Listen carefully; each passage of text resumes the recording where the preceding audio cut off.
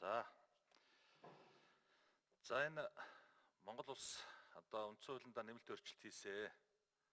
Тэгээд энэ өөрчлөлтийнхаа одоо дагаж мөрдөх хуулиуд энэ хуулийн дотор заасан одоо асуудлуудаа ингээд шат дараатаагаар хэрэгжүүлээд явж байгаа гэж ингэж ойлгож байгаа. Тэгэхээр энэ дээр бол энэ шинэ үндсэн хуулийн хүрээнд явагдаж байгаа шинжилэл рүү бодлогын зохион байгуулалтын шинжилэл рүү явж байгаа асуудал учраас энэ дээр их ач холбогдол хүн зүйтэй. За тэгээд энэ шүүхийн ерөнхий зөвлөл гэдэг байгууллага бол бас иргэдийн дунд бол нэх одоо тийм мэдээлэл бага байдаг.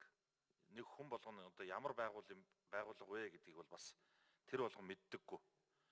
Өөрөө энэ шүүхийн ерөнхий зөвлөл маань бол энэ шүүхийн хувьд бол захиргааныхын төв байгууллага болж өгдөг. Өөрөөр хэлбэл шүүхийг одоо шүүхтэй холбоотой бүхий л одоо тэр аж ахуйн асуудал, сонгон шалгаруулалтын асуудал энэ төр гэдэг асуудлуудыг одоо шийдвэрлэдэг юм маш чухал байгууллага.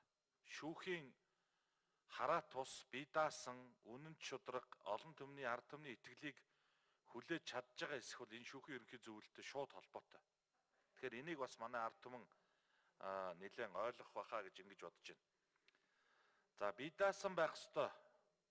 Тэр нь энэ одоо үндсэн хуулийн өөрчлөлтөнд ороод томилгооны сонсгол хийгдээд улсын хурлаар ингээд томилогдож байгаа бас харахад бас бие даасан байдал руугаа явах хэмжээний одоо энэ хүмүүс томилогдж ирж байна гэж ингэж харж байна. За хараа тус түрүү бас гишүүд асууж байсан. Хин хинтээ баг одоо нэг анги хамаатна уу гэд ингээд. Тэгэхээр энд нь монголчууд манайх чинь цөөхүүлэх нь учраас бас их зовлонтой.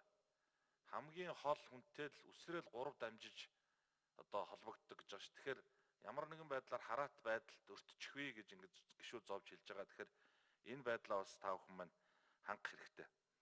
За тэгээд эргээд та бүхэн томилогдож очиод бас маш чухал ажил хийнэ. Монгол улсын хэмжээнд байгаа олон одоо шүүгч бий. Энэ шүүгчид дундаас хэн цаашдаа одоо хуулийн дагуу хараат бусаар энэ шүүх тэнцлэх ажиллагаагаа шудраг явуулж чадах вэ гэдгийг та бүхэн шилж сонгох ажил одоо та бүхний үндсэн чухал үүрэг болно. Тэгэхээр энэ ажиллагаан дээр л үнэхээр яаж ажиллаж чадах вэ гэдгийг харуулж өгөөрэй гэж ингэж бодож байна. За тэгээд түрүүнээс хойш бас энэ хүүсийн гендерийн холбоотой асуудлууд яригдж байна. Тэгээд миний хувьд бол бас 5 эмэгтэй орж ирж байгааг бол дэмжиж байна. Тэгээд эмэгтэйчүүд бол бас авилгад бага өртдөг, шудраг ажлыг бас ийм хууль ном дүрмийнхэн дагуу явуулдаг гэсэн юм одоо олон улсын ч тэр Монголын ч тэр судалгаанууд байд юм лээ. Тэгэхээр энэ шүүхийн ерөнхий зөвлөл маань өөрөө шүүхийн галт байгаа.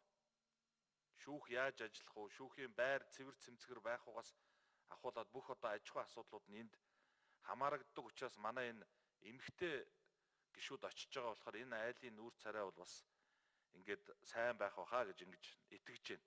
Тэгээ энэ нэр дэвшиж байгаа хүмүүсийн дотор бас мундаг салбартаа танигдсан ажил аваад байгууллага толгойлоод явж исэн одоо ингээл нотратын холбоог тэргүүлж ирсэн манай он чимэг гэл хүн.